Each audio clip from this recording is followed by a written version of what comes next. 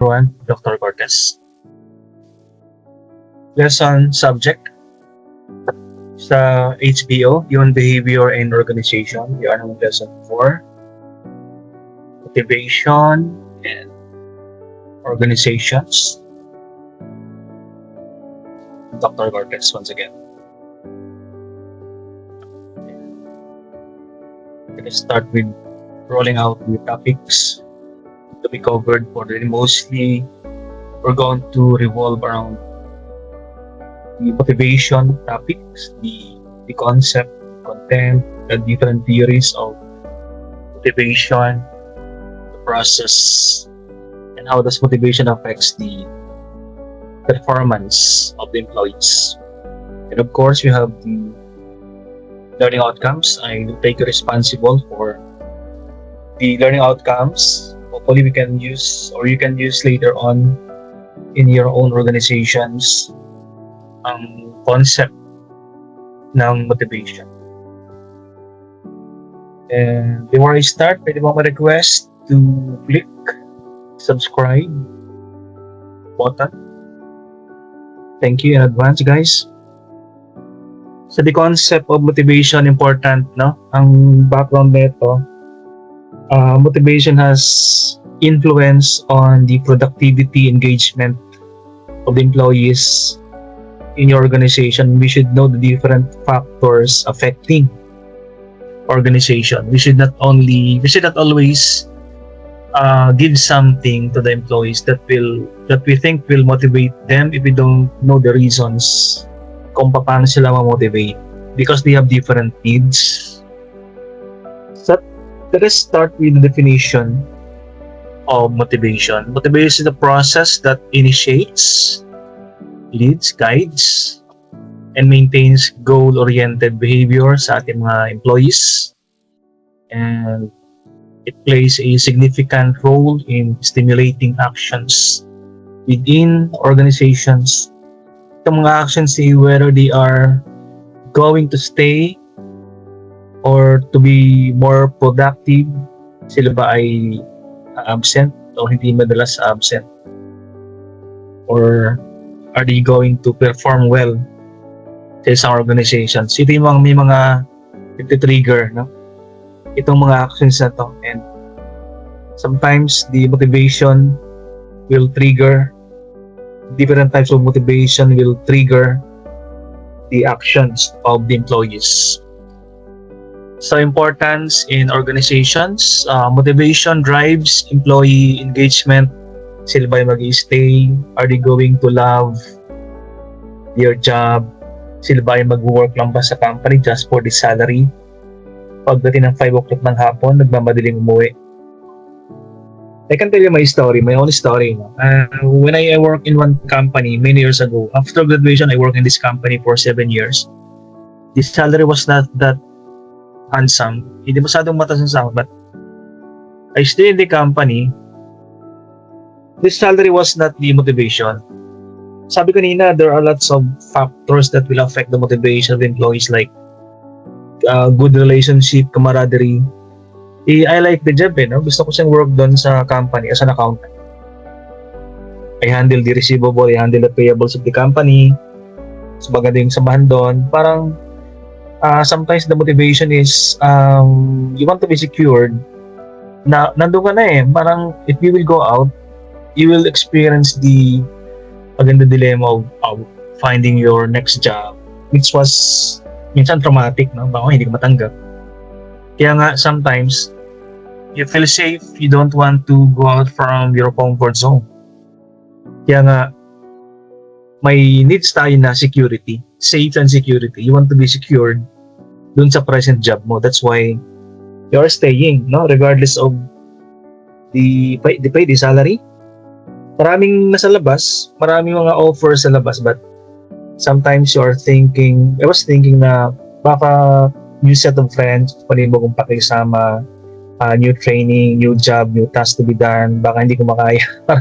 Parang ganun yung mga reasons dun eh. So, that was the reason why I stayed in the company for 7 years. No?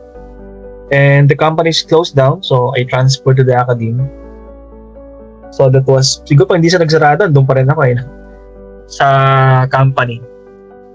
Alright, so I'm moving my slide.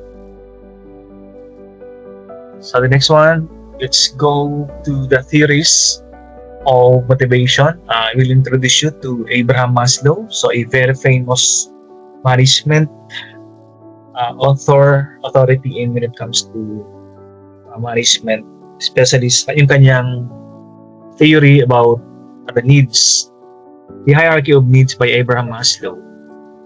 So he outlined 5 needs ng mga tao. You can see here in the diagram. I want to credit Google for, I borrowed this one from Google, the Maslow's hierarchy of needs.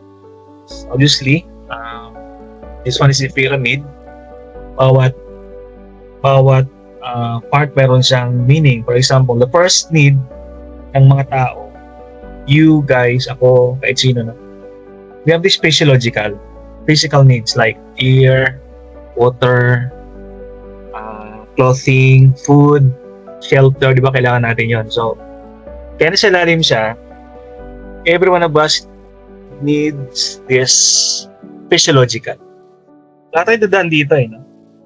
So, nasa base siya, the broadest, most people or all people need this physiological needs. Kaya nasa lalim siya, the broadest base ng pyramid. Mas maraming talagang kailangan dito. And nasa unahan siya, ibig sabihin yan, bago ako pumunta sa second level, dadaanan mo muna yung physiological needs. Because the second level is the safety and security. No? Meron tayong ganito, why are we motivated to work? You are secured. Why are you working? Meron tayong ganitong security. Sometimes we buy insurance, you want to be secured, we buy funeral plans, health card. We want to be secured no? Kaya we're buying some things for security. Now, for physical safety, of course, in our house, meron tayong mga we buy detector, smoke detector, ano pa yan? Personal gadget, no? Like tear gas, sometimes a handgun. Pag sa bahay, meron tayong alarm, CCTV, because we have these needs of safety. So magkaiba yung safety and security. And the third level is the social needs. So you can survive with just you alone. You can survive alone. Kailangan mo nang makasama. Although yung mga taong introvert, they want to stay, taong reclusive, talagang hindi sila malabas ng bahay. But mga remotely, may mga taong ganun, but majority, we need interaction, relations, network, fellowship.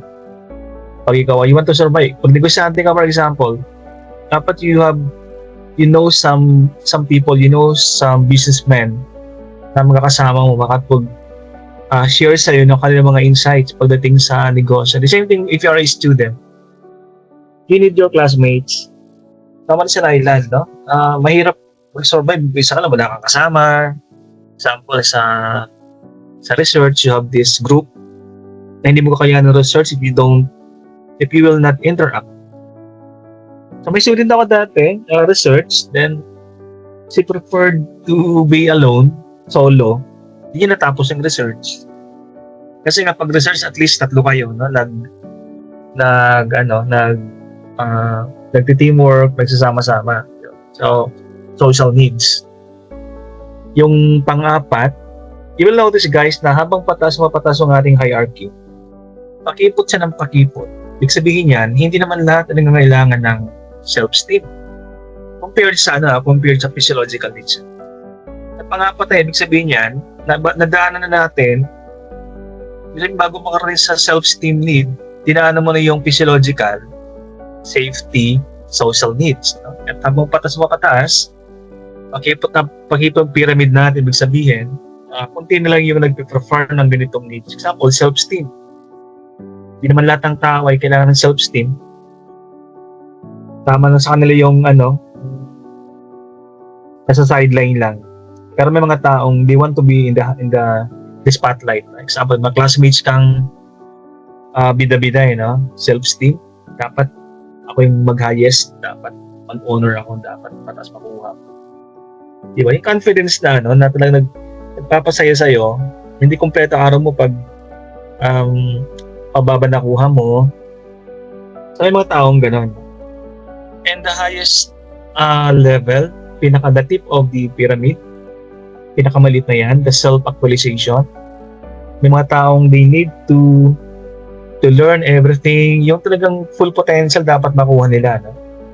Although hindi naman lahat nangangailangan ng ganito, kaya nga nasa taas na siya. Pero meron pa rin, no? Nag-aaral ng dagdag pa 2 degrees, tapos nagmamaster, nagdodoctoral. Dapat meron siyang sariling business to prove something. So yung talagang actual self niya, gusto niyang marating, yung kanyang full potential. Alright, so the idea of the Maslow's hierarchy, dapat nating malaman mga individual needs ng mga employees natin para we know how to motivate them. As example, bigay ka ng salary. Physiological, akala mo physiological ang kanyang needs. Yung pala hindi. Yung kailangan niya is yung safety. May employee, they stay in the company kahit mali ng sahod. Hindi na physiological kundi yung safety. So, sabi ko nga mga BPA students na okay sa government kahit hindi mataas ang sahod compared sa private companies, mas-secure naman sa government, di ba? Hindi kasi nagsasarado hindi na bankrupt yung government. So, you will stay secured. Matalang sa private companies, nagsasarado sila So, hindi masyadong safe. So, alamin natin what are the needs of the employees. Kung pala gusto niya social lang, no? Sabi niya, tataka ka bakit hindi siya comfortable? Mataas ang sahod, yun pala. Kulang sa interrelationship sa loob ng company kasi yung kanyang hinahanap, yun ang kanyang needs, no? Social. Yan, dali lang gamit ng Maslow hierarchy of needs sa motivating your employees. And the next one, we have here the theory of Herzberg's two-factor theory. Herzberg identified motivators and hygiene factors impacting job satisfaction and dissatisfaction. Organizations must balance these factors to maintain employee morale. Kasi ang company may mga factors na nagpapasatisfy sa mga empleyado. Kaya sila na motivate.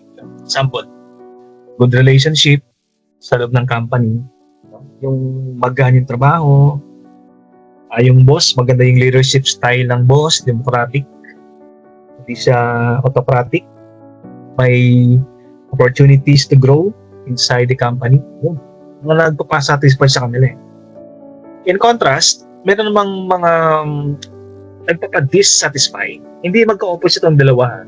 Stand-alone sila Sabi ni Herzberg. Sa loob ng organization, may mga nagpapa-dissatisfied sa inyong mga company and minsan hindi sila properly motivated. Example, yung salary, matagal bigay salary, diba? So, siya, opposite. Walang reward system sa organizations. So, these are dissatisfaction factors na nag-motivate sa kanila para umalis ng company. So, extreme according to Herzberg theory. Okay, so to expound on the Maslow's hierarchy of needs. So once again, 5 levels, no? Sunod siya from the bottom, physiological, safety, social needs, love or belongingness, self-esteem, and self-actualization. Meron silang level. Each level must be satisfied.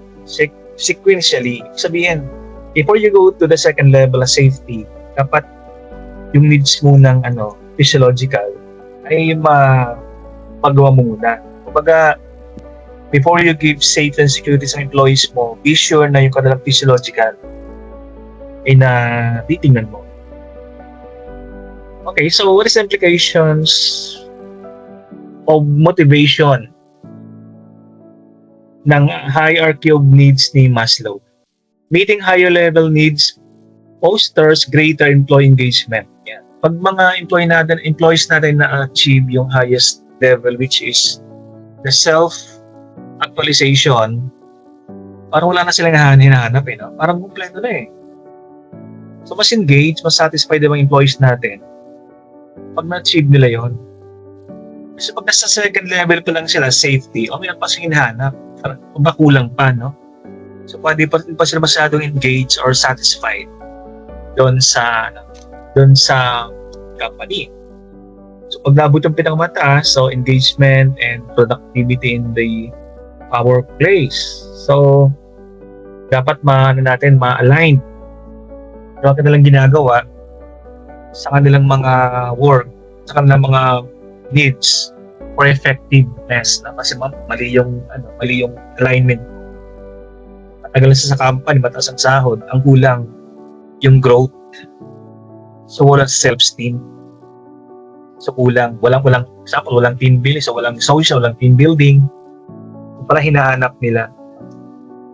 So pag tayo na sa isang company, we should invest on, example, team building, lalabas. Kasi meron silang social needs.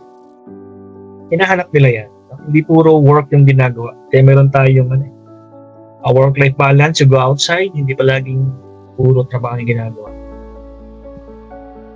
Okay, so I'm moving this slide. Expounding on the Herzberg's two-factor theory, explanation of motivators. May motivators or nagpapasatisfy. Meron mga hygiene factors na nagpapadissatisfy. Motivators drive satisfaction while hygiene factors prevent dissatisfaction within the workplace. Yung hygiene factor, hindi naman to talagang magpapadissatisfy, but you are preventing. You should know how to prevent yung mga bagay na nagpapadissatisfy sa kanila. So proper balance. So hindi sila important dito kay Herzberg theory. We should know, we should be monitoring yung mga bagay na we think will be cause of dissatisfaction ng ating mga employees. So practical applications, organizations can improve job satisfaction by enhancing motivators like recognition and opportunity. So hindi palaging salary, hindi palaging monetary consideration. Nalagay dito focus sometimes on recognition, reward, award. Hinahanap nila yun no? Patagal na sa company, ako nga personally, in my organizations, I stayed in the company for like 10 years. Pero parang kahit kailan, hindi ako nabigyan ng award doon. Hindi ako dumaan doon sa 5 years sa company, awardan ka. Saka 10 years sa company, awardan ka. Wala Samantala ibang mga office mates ko, they were rewarded. May plaque sila. Yung pala, ikaw pala yung mag-apply para sa reward na yun. Sa ibang companies, automatic, binibigay sa kanila pag naka 5 years sila. So, iba-iba yung culture ng mga company. For me, that was dissatisfaction factor. They should have prevented yung mga factors na gano'n. Pero this dapat na that is recognition, can be award. Meron din opportunities for growth in the company. Kasi parang kita may isang dekada ka na sa company, nasa supervisory ka pa rin. Samantalang you could have been in the managerial position by that time, 10 years sa company. So may opportunities, hindi palaging sahod kundi yung you are looking for chance to handle people as managers of the company. So implementing hygiene factors like salary ensures basic employee contentment. So preventing dissatisfaction. May mga employees din na dissatisfied sa salary. So ang gagawin mo is, that is a factor, sa salary. How to prevent dissatisfaction based on salary. Hindi taas mo yung sahod once in a while. Hindi naman pinag-usapan dito yung mataas. Ang nakikita nila, yung ginagawa ng company na bawat taon, mayroong increase sa salary kahit hindi masyadong mataas. Just the action na the company is after the welfare of the company, of the employees, by giving that so high salary or increase. Hindi masyadong mataas pero nagbigay, di ba? Challenges and application of the Herzberg's two-factor theory. Implementing the theory can be complex due to individual differences in motivators and hygiene factor. So, hindi lahat ng employees ay pare-pareho yung factors na nagpapa-satisfy sa kanila. Hindi rin pare-pareho yung factors na nagpapa-dissatisfied sa kanila. But if you have 100 employees, the implementation will be complex kasi masyadong marami, diba? You will itemize lahat na nagpapa-satisfied at lahat na nagpapa-dissatisfied. So masyadong marami kasi pag pinersonalize natin lahat ng strategy per employee, hindi masyadong mahirap sa company yan, time consuming, tapos confusing. Yung you have 100 employees tapos bawat isa may kanya-kanyang dissatisfaction. May kanya-kanyang satisfaction. Ibig sabihin yan you will be having an individualized strategy para sa bawat isa, di ba? So, mahirap, matagal. That is why it is a challenge in applying this Herzberg two-factor theory. Kasi dito tinututukan din yung nagpapa-dissatisfied instead of just focusing on the nagsasatisfy, yung negative tinitingnan din nila sa Herzberg theory. Okay, so I know I have another one, the McClelland theory of needs. Sabi ni McClelland, may tatlong factors na nagmo-motivate sa employees niya, yung achievement, affiliation, and the power. So, ang pwede natin ay you will notice guys now na nag-interlock yung tatlo. Iba dito sa theory ni Maslow natadaanan din sa McClelland theory and vice versa. But the most famous I know is the theory of Abraham Maslow. Pero sabi ni McClelland theory, your employees can be motivated if they have this sense of achievement. Example, nakapag-close ng deal, nakapag-close ng sales ng company, no? Nakapag-stay sa company for 5 years, nakapag-stay sa company for 10, sa achievement para sa kanila yun. Yung nakapag-handle ng isang department, motivator yun no? Example, meron kang department na hawakan. 2 years mo sang hinawakan. So, bragging rights yun And as well, affiliation, no? Motivated sila if they have affiliation, interrelation sa loob ng company, meron silang organization na sinasalihan, meron silang mga business group na sinasalihan, meron silang mga professional organization. For example, ako as a faculty, I have like 6 organizations na sinasalihan no? So we attend seminars doon. Example sa PCDEP. One of our organizations is PCDEP. So every year mayroon siyang conference, no? Siya i-attend the conference bawat taon. Kasi nandun yung mga makasama sa academe, you share insights, di ba? Nagkita-kita kayo, you share methodologies, you do the benchmarking, and of course recognition. Umatin ka sa isang conference. And of course, some people like to have power, they like to handle, they want authority. Example, they want to be the boss, they want to be the managers. So, motivation para sa kanila Kasi nga, palaging rights yung naging manager ka na isang organization, diba? Na isang supervisor. Pag naalis sila doon, palaging rights pa rin di ba? Pag dokwentuhan kayo. Kaya ako naging manager ako dati ng ganitong company. So, bragging rights pa rin siya. So, achievement yun, power The impact on personal and professional growth, fostering the need for achievement can drive personal and professional development in individuals. So, may mga companies na they encourage their employees to do advanced studies, graduate studies. O universities, ganun eh, they require the employees, the faculty to take a master classes, doctoral, yan. Kasi para sa company, para sa university, pag lahat ay master's degree holder and doctorate degree holder, ano yun eh, that is a good points pag mga accreditation sa mga universities, no? Lahat ay doktor. Maganda yun para sa para sa mga universities. And number 3, cultural considerations. Cultural values significantly influence the expression of needs for achievement, affiliation, and power. Recognizing these differences is crucial for motivation strategies in diverse teams. So, di ba sa mga HR ngayon, organization, you are promoting the diversity, inclusivity sa organization.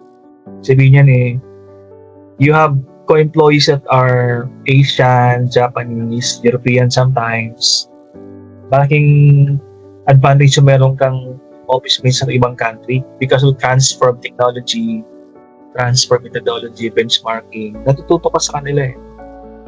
Tapos sa mga BPO, mga agent, sa mga universities din. No? In one of my universities, may mga faculty kaming Japanese, African, Bangladeshi, may mga Ethiopian, yan. That is good point. That is additional points for the university. Kaya lang, siyempre, no? Pagdating sa mga design, we should consider yung culture, mga hinahandle nating mga tao. Kasi different culture, different needs. Example, yung culture na pera yung important para sa kanila. Yung culture na yung kanilang degree is important para sa kanila. Yung pang will help them to grow inside the company. So that is the drawback, no? When you have a diverse team sa isang organization. So moving the slide, the types of motivation na tayo. Intrinsic. Intrinsic, ito yung mga internal factor galing sa'yo. Ang nagmo-motivate. Why are you doing something or staying in one company? Example, why are you studying? You want to prove something, di ba? You want to prove na kaya mong matapos yung degree. Sa mga companies naman, why are you staying doon sa company? Gusto kong matuto, internal. Nobody is influencing me, but personally, gusto kong matuto. Gusto kong maabot yung level na managerial. That's why I stay in the company. So, intrinsic. Pag extrinsic, the opposite, external. No? Driven by external rewards like bonuses, hindi to galing sa loob. You stay in the company because of the bonuses. You perform well because of the bonuses. Kasi external. Bonuses, recognition, yan, ibang tao, pinupuri ka, di ba? So, you stay. So, gumagaling ka, ginagalingan mo because of the recognition. Extrinsic.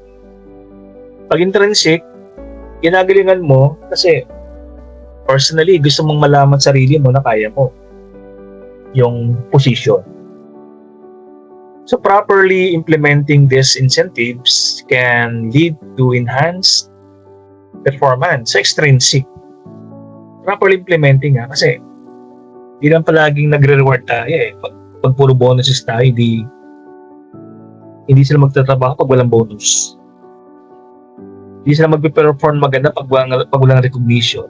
Diba? So, proper implementation of these incentives na rewards, recognition, bonuses to enhance performance of employees.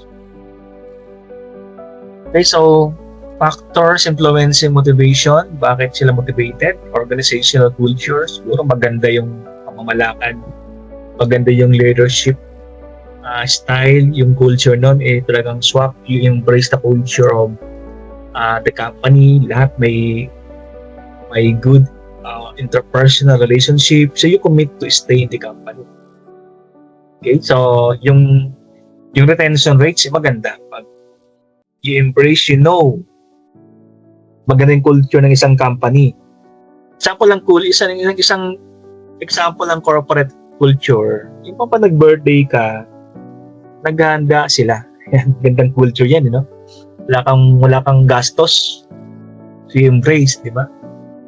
Another culture, pag may mga innovation na gagawin yung company, they will get the contributions or ideas ng mga empleyado. Magandang kultura yan. Then you will stay in the company. Another one, factor, the leadership style. So effective leadership styles can influence employee motivation and performance outcomes. Transformational leaders, for example. Ito, gusto ko yung transformational, Talagang you're changing your employees to be like you. Kung ano mong kaya mong gawin, you transfer to them para sila rin maging kagaya mo. That is transformational. Iba kasi inaako, ang opposite na ito pag may alam ka, sinasarili mo, ayaw mong ibigay sa kanila. But if you are a transformational leader, transform them, you multiply yourself. You share to them yung mga alam mo or nalalaman mo para sila maging effective din na leaders tulad mo. Kaya transformation. Although marami pang types of leadership na maganda, hindi lang naman democratic May mga leadership styles na, for example, participative, delegational, leadership, coaching style leadership, diba ba? Meron tayong visionary leadership. Ayun, mga magandang types of leadership. Yung mga opposite naman na ito, mga autocratic, non-participative, mga authoritarian style ng leadership, laissez-faire, yun. Mga medyo negative. Another factor, the employee recognition. Recognition programs boost employee motivation. So, yung mga working dito, or later you will be working, you will experience na pag may anniversary, foundation day ng isang company, may program. Ito yung time na they will reward. Yung mga employee that have stayed in the company like for 5 years, sa 5 years, may 5,000 sila lahat. Lahat na naka 10 years, may 10,000 sila lahat. Naka 25 years, may 25,000.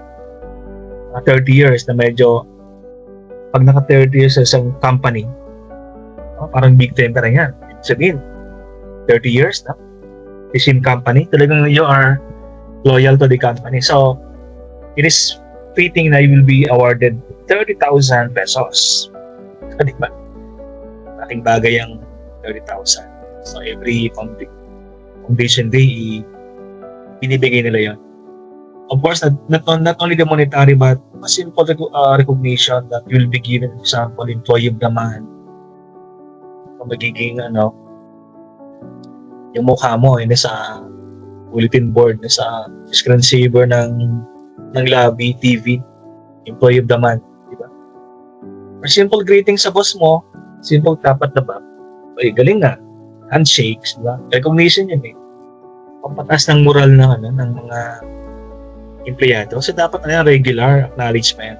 Hindi dapat mag-skip kasi dissatisfaction yung nag-reward ka last year na yung taon wala. They have been waiting for the reward and recognition. Tulang monetary, bragging rights yung meron kang trophy or plaque of appreciation, never mind the envelope. Recognition yan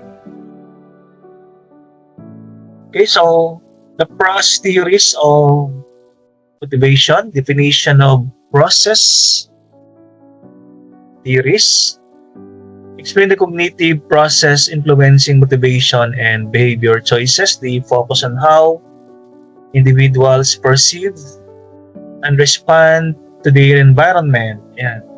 Sa loob to, sa loob ng environment ng company, the internal environment. Pag may mga factors na negative and positive. Pag negative, they respond.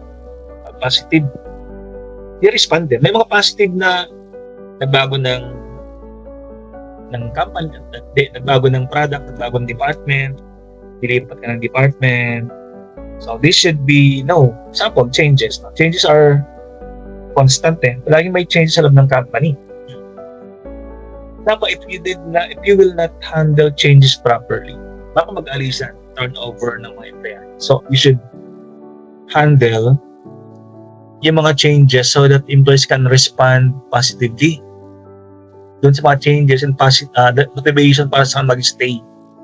Kasi pag yung change not handled well and they are affected, mag-alisan yun sa dissatisfaction. So what should be done?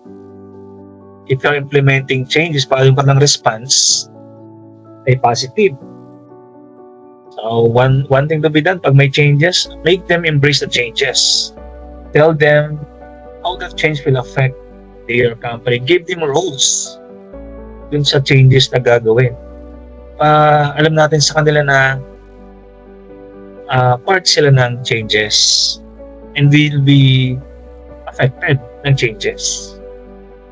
Its importance in motivation studies, understanding process theories, enhances insights into human behavior and workplace dynamics, inform strategies for improving employee engagement and performance. So, lahat naman ginawa natin motivation sa kanila, those are given to them to improve employee engagement and performance. So, we should know the process theories. Sabihin, motivation sa kanila yung the process, na example, the hiring or the promotion of employees sa lalo na isang companies.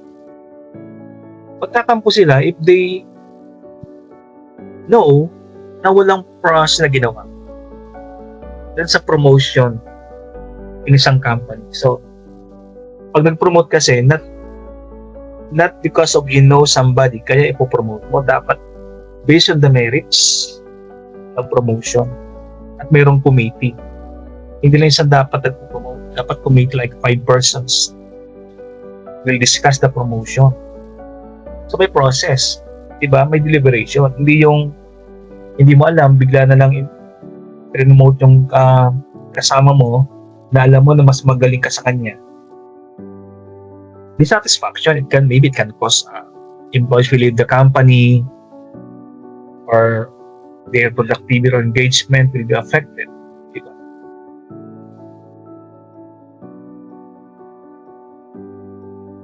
We have this one, the expectancy theory. The components. Expectancy theory consists of expectancy, instrumentality, and valence. These components determine motivation based on expected outcomes and rewards. Kung alam mong may outcome or magkinabang sa ginagawa sa isang company, will be motivated. Example, changes, no? Changes are being done and you should tell the employees kung anong effect ng changes, anong pakinabang sa changes pag ito na-implement. Then they will be motivated to join, to contribute dun sa changes. Kasi pag hindi nila na-feel yung kanilang relevance or benefit sa changes, hindi sila mag-share eh. Wala silang pakialam dyan. Pag pinaliktad natin, pag hindi kayo tumulong, itong maging outcome, yan, decrease in sales of the company, diba? Less innovation for the company. So, there is the drawback. So, dapat tumulong sila para malaman nila yung mga outcome. Now, application in the workplace, applying expectancy theory can lead to increased employee motivation and productivity. Gagaling sila. Employers can tailor rewards to enhance individual performance expectation. Ito sa mga naman to. Yung sa mga salesman, di ba? Dapat meron silang reward system. Like example, commission, pag nakabenta ka ng ganito, 10%. Pag tumaas, 12, 13, 14, 15. So they're expecting something, no? Na pag net performance nila, may commission or may reward. may profit sharing. Example, pag tumaas ang profit ng ating company, may profit sharing. Lahat kayo makakatanggap ng a portion ng ating profit. So, what is the effect? Domino, di ba? Baga lahat ay gagawa para mataas ang profit. Everybody should contribute para tumaas ang profit. The limitations of expectancy theory. Expectancy theory may overlook emotional and social factors influencing motivation. Kasi nga, pera, di ba? Pera yung pang-motivate natin dito. Hindi yung, example, hindi yung work-life balance, hindi yung emotional, we ignore the social, na pang-motivate sa kanila, we ignore the emotional, na pang-motivate sa kanila, kundi yung outcome. Pagtaas ang profit ng company kasi merong commission or profit sharing. Alright, so anyway, pagkakatulong naman siya, di ba, sa pag-boost ng motivation ng mga empleyado. Okay, so let's go to the next one, goal setting theory, principles of effective goal setting. We know the SMART, di ba? But now we are changing the SMART to SMARTer. Kasi pag nag-set ka ng goal, effective goals should be specific, measurable, achievable, relevant, and time-bound. Clarity in goal setting, enhance focus. So, the employees will be motivated pag very clear yung pupuntahan ng company. Pag hindi natin alam. So, everyone should be focused or in tangent dun sa goal ng company. Lahat ay isa lang pupuntahan. Very clear. No? Araw-araw pinapaliwanag sa example sa meeting yung goal ng company. So, walang mag-offline, walang mag-detour, walang lilihis ng walang lilihis, lahat isang straight line lang. Papunta doon sa target. Example, ang goal ng company is, measurable, 30% increase in sales ng company. Okay, that is measurable, that is relevant, and that is specific and achievable. 30% lang . The impact on performance. Goal setting. So, pag nagpa-meeting ka, umpisa pa lang, you set the goal of the company. So, lahat yan ay, kumbaga, nababind. Isang malaking tali, rope na pang-bind. Pinabind yung goals, no? Yung pang-bind. Para sa mga faculty, at the start of classes ng isang semester, you roll out the goals of the company. The rules, the goals, the policy of the company. Sa umpisa pa lang, alam na nila. Kaya nga iba, about lang ceremony, yung goal. Reiterate the goals of the company. About lang ceremony, bawat meeting. Okay, so let's go to the next theory, the equity theory. Comparison process. Employees constantly compare their inputs and outcomes to those of their peers. This comparison process influence their motivation. So, pag nakita nilang, di ba, mas mataas ang sahod mo, the same year kayong pumasok sa company. Isa mas mataas ang sahod. So, it will affect their motivation kasi they compare it. Concept of fairness. Equity theory emphasizes the perceived fairness in work exchange and effort when employees perceive inequity. O nakita lang hindi equitable. Sahod, yung work, yung pag-assign sa kanila, motivation, satisfaction may decline, pababa. So dapat equitable. Hindi sinabing hindi sinabing equal. Equity theory, equitable. Proportionate, no? Kung anong para sa kanya, yun ang ibibigay sa kanya. Tapos nagtaas ang sahod, hindi pwedeng parehas. Di ba? Isa yung manager, isa yung bisot, pag nagtaas ang sahod, hindi equal, dapat equitable. Kung ano yung bagay sa kanya at a certain time. Implication for organization. Organization should prioritize equitable treatment to maintain high employee morale. Fair compensation and recognition practices are crucial for retention. Kapag nagtaas ng sahod, tinaas mo ng sahod yung mga rank and file. Kasi sabi ng government, magtataas ng sahod 85. So lahat ng mga minimum wage earner, tinaasan ng 85. Tapos sa mga matagalan, hindi mo tinaasan. O dapat taasan din. Kasi pag hindi ka nagtaas, magpapang-abot ng sahod nila, di ba? Time will come, magkaparehas na yung sahod ng mga yan. Pag di mo tinaasan, pag wala kang redundancy ginawa. So dapat, dapat fair. Fairness, no? Based sa kanilang education, based sa kanilang length of service in the company, sa seniority, di ba? Skills. So equitable, no? Based doon, hindi yung pare-parehas. Kaya nga, equity theory ang nakalagay, hindi equality theory. Hindi pare-parehas. Motivation and employee performance. Importance in the workplace. Motivation enhances productivity. So, this is a no-brainer. We know this one we're doing motivation for productivity and employee satisfaction. Improving organizational outcomes, engagement of employees, they will contribute significantly to business success. So, pag isang motivated empleyado, hindi lang pumapasok dahil sa sweldo. Kung meron siyang malasakit doon sa outcome ng company, the overall, yung ang tinitingnan, ang purpose, ang goal ng isang motivated employee. So, pag hindi ka motivated, alas 5 pa lang, maalis ka na no? Pero pag motivated ka, you can stay in the company like 6 o'clock. You stay, no? Meron kang malasakit trabaho mo. Gusto mong tapusin trabaho, hindi mo pinagpapabukas.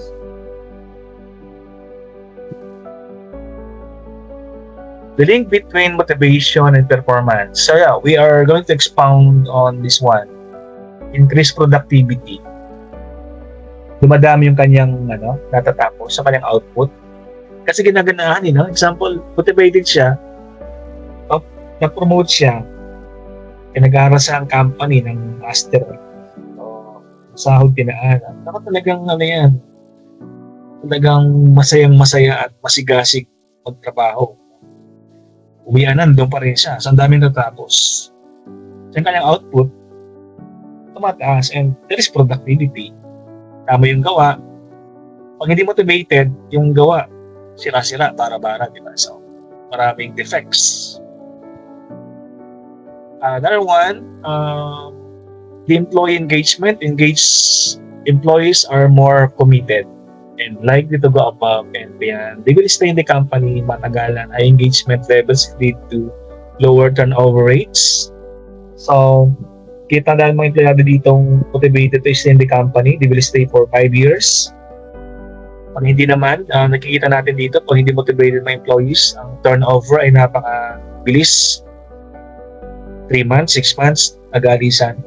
So, hindi motivated. Job satisfaction increases when employees feel motivated and valued, satisfied sa trabaho. They like their job.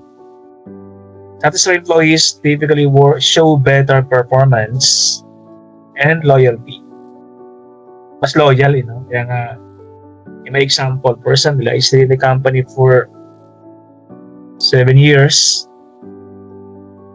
because satisfied ako dun sa company. Hindi siya masyadong malaking company dito, but that was an air-conditioned company. I was motivated. There are lots of factors bakit ka motivated. Kabisado mo yung trabaho, di ba? Satisfied ka doon sa pinapagawa sa'yo, kahit nakapikit, kaya mong gawin Pag umalis ka, parang kulang. Pagiging kulang yung company. That is also a factor but you are staying. Parang ayaw mong iwanan. Sinong gagawa? Because of your fully engaged. I think this one is the last slide. Mayroon pang isa. The measuring employee performance. Ito yung how do you know that your employees are motivated? Based on their performance, based on their productivity, based on their engagement. So, meron tayong mga performance metrics that can be used. Example, performance metrics are essential for evaluating employee contributions and effectiveness. These metrics provide insights into overall organizational performance. Mga metrics na mga employee, you monitor them. Example, you can monitor them based on their output. Pag marami sila nagawa, that is a good performance. The speed of doing their task, mabilis, abot palagi sa deadline. So, ano yan, metrics. Yung kanilang mga attendance, metrics. Kasi, empleyadong hindi motivated, nako, hindi makakompleto ng isang linggo yan, palagi may absent na isa. So, attendance are metrics, perfect attendance, no? Monday to Saturday, nandun sila. So, metrics. Feedback mechanism.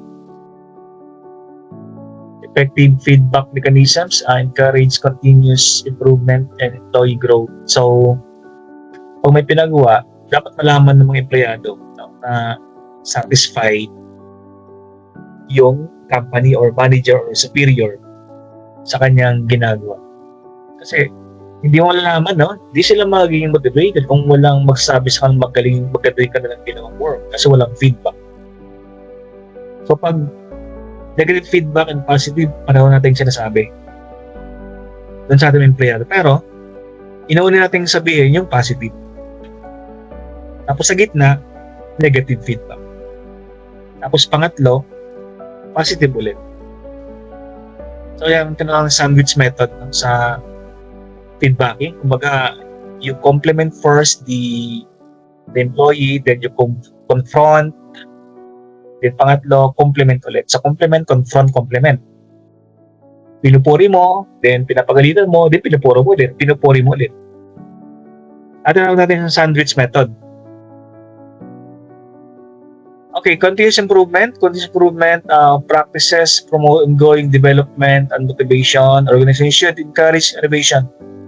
Innovation can motivate employees. Improvement in the company, improvement in task, improvement in their operation. Ano yun, pag ganyan pang motivate sa empleyado, yung, may bago tayo. Gagamiting software, machine, nag-improve yung HR natin, nag-improve yung salary scheme natin, nag-improve yung operation, ang ating setup ng ating office, na bago, dagdagan, naging mas efficient, mas malamig na ngayon, di ba? Ang motivation kasi once in a while, you arrange yung office environment para bagong ambience. Pili ng mga empleyado ninyo, kung may arrangement na streamline, for example, ng office, parang bago no? So they will stay in the company. So I think that is the last slide for today. So I would like to thank you guys for listening sa aking presentation, and don't forget to subscribe sa aking channel. This has been Dr. Cortez signing off. Bye everyone.